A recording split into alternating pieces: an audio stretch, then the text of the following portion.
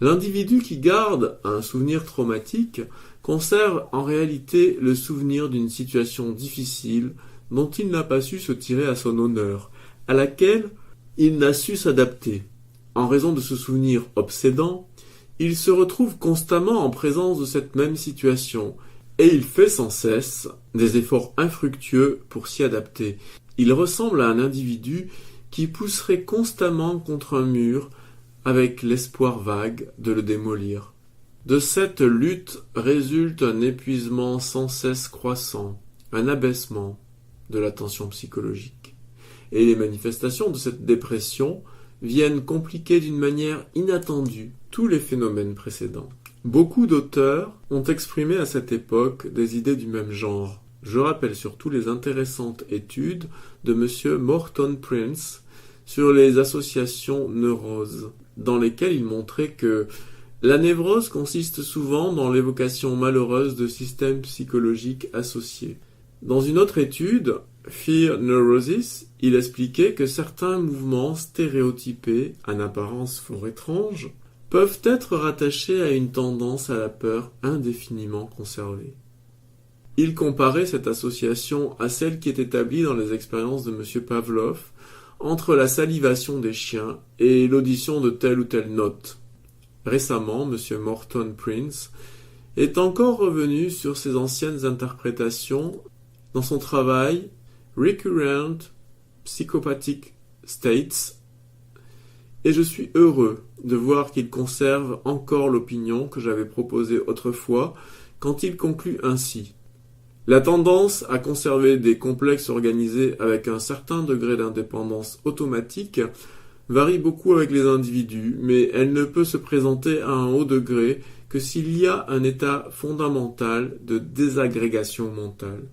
Ces recherches sur le mécanisme du souvenir traumatique m'avaient conduit en outre à une autre étude qui a pris également dans les travaux de la psychoanalyse une grande importance et que je dois également rappeler.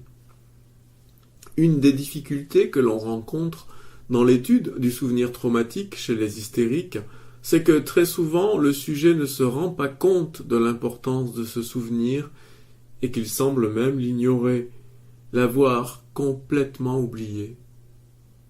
Ces idées, disais-je dans un de mes premiers articles, surtout l'idée primaire qui joue le principal rôle, ne sont pas toujours nettement connues par le malade lui-même. Il semble souvent ignorer tout à fait l'obsession qui le tourmente et qui détermine, à son insu, tous les accidents. Mais alors, comment pouvons-nous dire que cette idée existe puisque le malade n'en a pas conscience ? Parce que cette idée est exprimée par le malade d'une manière extrêmement nette, à de certains moments particuliers et dans certaines conditions, quoiqu'il ne le puisse absolument pas faire dans les autres. Dans les attaques, dans les délires, dans les somnambulismes surtout, il nous explique clairement l'obsession qui le tourmente d'une façon continuelle. On connaît bien ce caractère clinique des fugues hystériques. Le sujet ne peut raconter sa fugue et les raisons qui l'ont déterminé que si on le met en état de somnambulisme. Eh bien, ce même caractère clinique se rencontre dans les idées fixes qui déterminent des attaques, des paralysies, des anorexies, etc.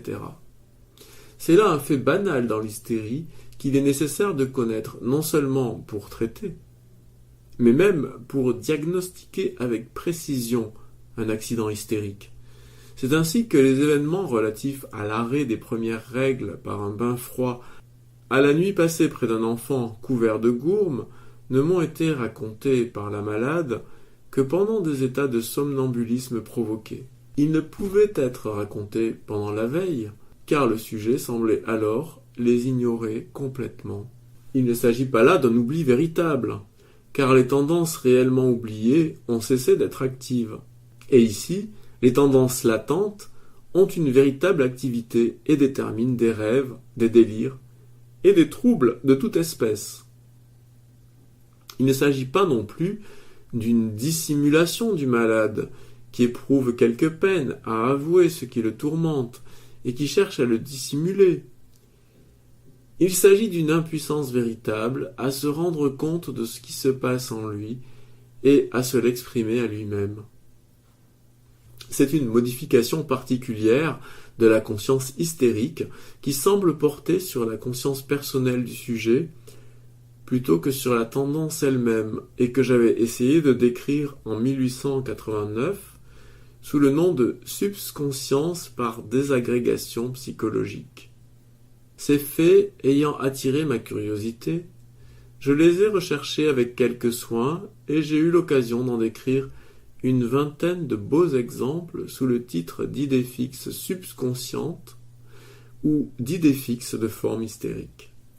Ce caractère particulier de certains souvenirs traumatiques chez les hystériques semble avoir de l'importance, car les idées fixes de ce genre se présentent comme les plus dangereuses. On peut dire, au moins à titre d'hypothèse, que ces idées fixes sont dangereuses parce qu'elles échappent à la personnalité, parce qu'elles appartiennent à un autre groupe de phénomènes sur lequel la volonté consciente n'a plus de prise. La puissance de semblables idées dépend de leur isolement. Elles grandissent, s'installent dans l'esprit à la manière d'un parasite et ne peuvent plus être arrêtées dans leur développement par les efforts du sujet parce qu'elles sont ignorées, qu'elles existent à part, dans une seconde pensée séparée de la première. Pourquoi certaines tendances prennent-elles ce caractère subconscient ? J'étais disposé à rattacher ce fait au caractère général de la pensée hystérique dans laquelle on observe beaucoup de dissociations du même genre et aux effets de certaines émotions déprimantes sur un tel état mental. Il est facile de constater que ces phénomènes de subconscience n'apparaissent que pendant la période la plus grave de la maladie et qu'ils disparaissent quand commence la guérison. On constate fréquemment que des malades, pendant la guérison, retrouvent spontanément le souvenir des événements qui, précédemment, n'étaient connus que pendant les somnambulismes. L'effet déprimant de l'émotion peut porter sur une tendance particulière en exercice au moment d'un événement pénible. Cette tendance épuisée ne peut plus se relever suffisamment pour prendre dans ses réalisations les caractères des phénomènes psychologiques supérieurs. Elle ne peut plus donner naissance à des actes accompagnés de conscience personnelle. Nous retrouvons ici le problème de la dépression qui peut dépendre, comme on l'a vu, de diverses causes, se rattacher à un événement particulier, à une suite lente de troubles, ou dépendre d'une constitution fondamentale. L'idée fixe subconsciente est une forme particulière de cette dépression localisée sur une tendance spéciale. Ces études, tout incomplètes qu'elles aient été, ont eu l'honneur d'inspirer les travaux de M. Freud sur ce même problème du mécanisme des souvenirs traumatiques. Sur certains points, les modifications apportées me semblent assez minimes. Il faut d'abord examiner ces changements de détail avant d'arriver aux transformations fondamentales. M. Freud et ses collaborateurs ont insisté, comme nous, sur le développement exagéré de certaines tendances. Ils le rattachent à la force de ces tendances qu'ils appellent la charge émotive du complexus, la puissance affective du complexus. Il y a là évidemment des mots différents, mais il n'est pas bien sûr qu'il y ait au fond des idées bien nouvelles. Je crains un peu, je l'avoue, que la notion de charge émotive, de puissance affective d'une tendance ne soit bien vague, et je préfère considérer dans les tendances la puissance motrice qui peut mieux se préciser et caractériser la force des tendances par la facilité plus ou moins grande avec laquelle une tendance en conflit avec d'autres arrive cependant à se réaliser et à se transformer en acte. Ces auteurs ont aussi beaucoup insisté sur les phénomènes qu'ils appellent la conversion, le transfert, le déplacement. Quoique ce langage ne soit pas très précis, il est probable que ces expressions désignent quelques-uns des faits que je viens de rappeler. Le souvenir d'un enfant couvert de gourmes du côté gauche donne naissance à une anesthésie de la face gauche. Le souvenir du sang dans un escalier ou des fleurs rouges sur un cercueil donne naissance à une horreur douloureuse pour la couleur rouge, etc. Nous appelions ces faits des associations psychologiques, des tendances envahissantes. M. Morton Prince en faisait ses névroses d'association. M. Paulan, dans son excellent livre sur la synthèse mentale et les éléments de l'esprit, 1890, avait déjà très bien expliqué à ce propos la lutte des systèmes psychologiques qui se ravissent leurs éléments les uns aux autres, qui tantôt grandissent dans cette rivalité et tantôt diminuent. La conversion d'un phénomène moral en un phénomène physique, ou plutôt d'apparence physique, n'est qu'un cas particulier de cette concurrence des tendances. Il ne me semble pas qu'il y ait grand intérêt à en faire la loi générale du phénomène. Tout récemment, M. H. Coria disait justement, quand une émotion est forte, il se forme immédiatement un automatisme puissant qui associe des phénomènes psychiques et des phénomènes physiques, sans qu'il soit nécessaire de faire appel à des conversions hypothétiques. M. J. P. Donley, à propos d'une observation prolongée des troubles hystériques, faisait des remarques analogues. En réalité, il ne s'agit, dans ces expressions de la psychoanalyse, que de changements de mots sans grande importance. Peut-être trouverait-on une différence plus intéressante entre la psychoanalyse et l'analyse psychologique ordinaire si on étudiait les recherches de M. Freud sur les causes de la subconscience. Cet auteur et ses élèves ont pris comme point de départ, sans les critiquer, mes études sur l'existence et les caractères des phénomènes conscients chez les hystériques. Je le regrette un peu, car ces études auraient eu besoin de confirmation et de critique.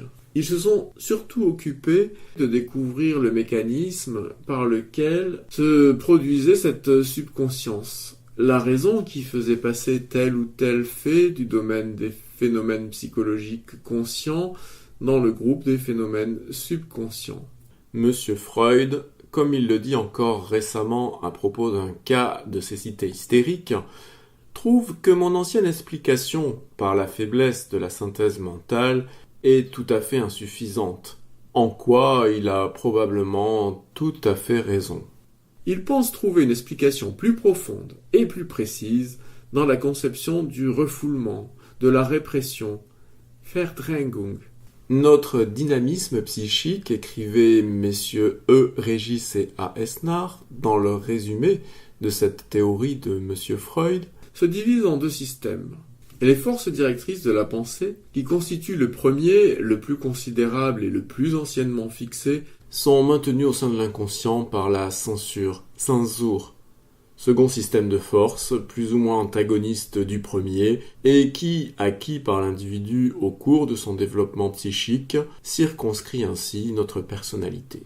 La censure agit plus ou moins énergiquement sur le cours de nos pensées et tendances, permettant parfois l'irruption dans la conscience claire au cours de certains états, rêverie, distraction, inspiration, etc., de quelques bribes plus ou moins défigurées de notre inconscient, placées comme à l'entrée de ce vaste domaine.